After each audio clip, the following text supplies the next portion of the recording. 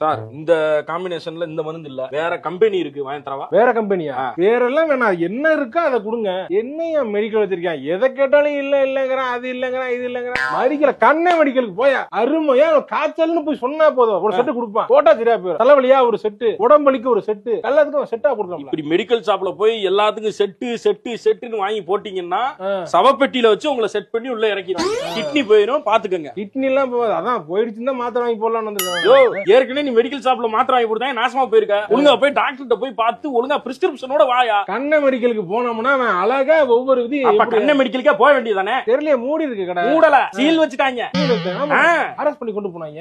எதுக்கு அவரை போய் அரெஸ்ட் பண்றாங்க? நல்ல ஆளுங்க. ஏதாவது உடம்பு சரியில்லைன்னு போனா ஒரு ஊசி தான், டாக்டர் போனா கூட 2 நாள் ஆகும். அவர்கிட்ட போனா அன்னைக்கே போயிட்டான். உன்னைய மாதிரியே ஒருத்தன் போய் ஊசி போடுங்க நின்றுருக்கான், கால் வலிக்கு ஊசி போட்டிருக்கான், நைட்டே செத்துட்டான். உலகேஸ்ல உள்ள எடுத்துட்டு போயிட்டாங்க, கடைக்கு சீல் வச்சுட்டாங்க.